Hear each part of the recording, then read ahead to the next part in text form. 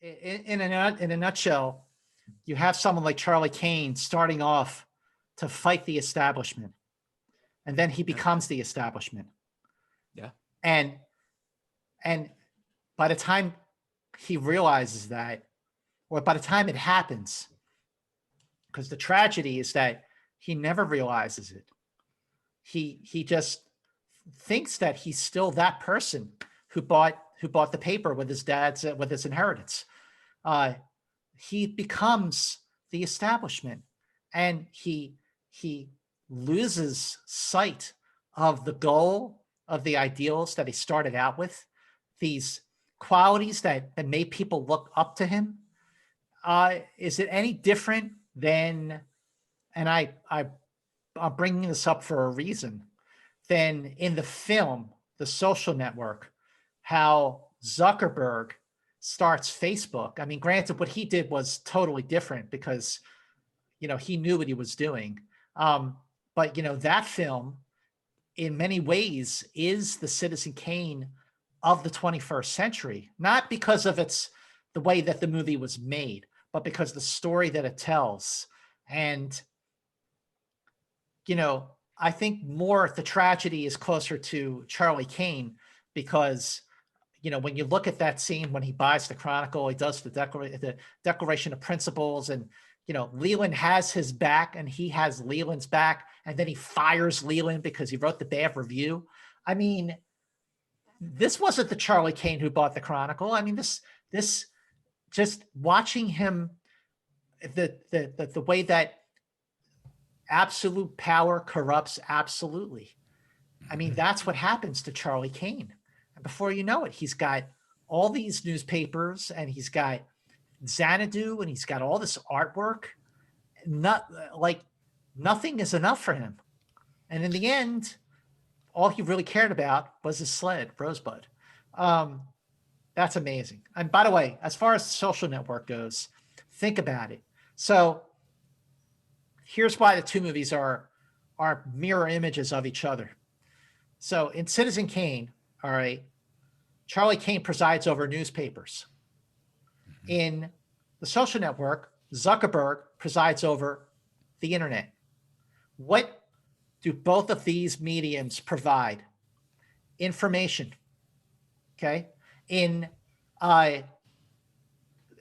Citizen Kane, Jedediah Leland, played by Joseph Cotten, is the right-hand guy, the guy who's got Charlie Kane's back.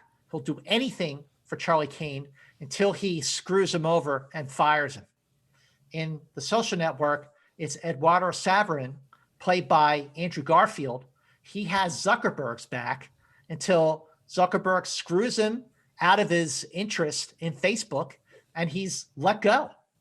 In Citizen Kane, Rosebud is a sled, and in The Social Network, Rosebud is Rooney Mara, the girlfriend that broke up with him in the beginning of the movie.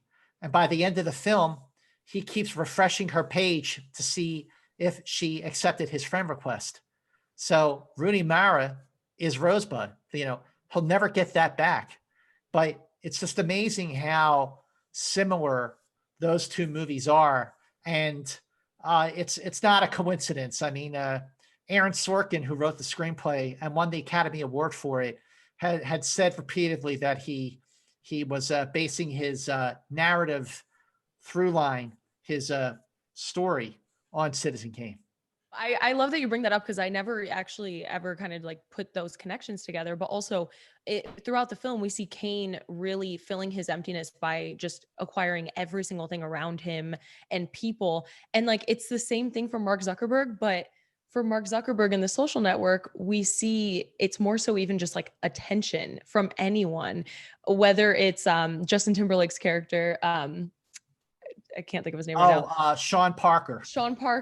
Whether it's Sean Parker, it's just whoever will give him that attention that he's like craving, and that like fame and interest, and people who don't really see him for who he truly is at that point. And then that's why he does kind of push away an actual good friend for the next best thing. And he keeps going up and up until he's kind of going against everything that he kind of already was bad from the beginning. But it is really interesting, and I like that connection between these two films. Yeah, the only thing that's really distant about those two characters, Kane and Zuckerberg, is that, like I pointed out, Kane, for a moment anyway, was very likable. Like I would have gone to work for him. I would have had his back. I would have moved mountains for Charlie Kane in those beginning stages when he first bought the paper.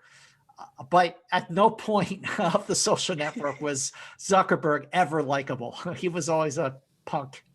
Well, and I think even but it's funny we say that, and we say how much more relatable Kane is, and this portrayal, but Mark Zuckerberg actually ended up embracing The Social Network a lot more fairly than William Randolph Hearst ended up endorsing or unendorsing Citizen Kane.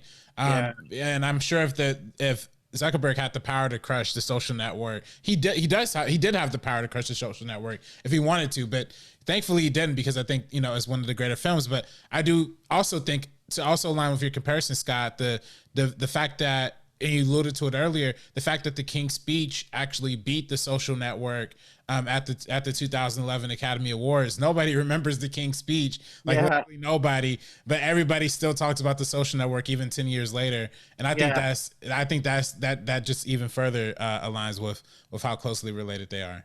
I agree. I think The Social Network is the best movie of the last decade, and yet it lost Best Picture to The King's Speech. Are you freaking kidding me? Yeah, I mean, RB3 put it as his number one. Remember when we did our top 10 of the decade? RB3 put it as his number one, and I knew he was going to do it. Of course, my number two is La La Land. Yeah. Woo! That was my number two as well. It was actually, wasn't it? Yeah. It was actually my number two. I'm not even joking. La La Land was your number two? Yeah. Social Network was my number two. Okay, there you go. What was your number one, Sabrina? Her. Oh, okay. Yeah, it's a good one. Yeah, my number one. See, no one wants to hear my number one. No, give it to us. Give it to us. My number one was Get Out. I put Get Out. Oh, it's a great. Yeah. I think so. I think it's you watch it every time and you get something out of it.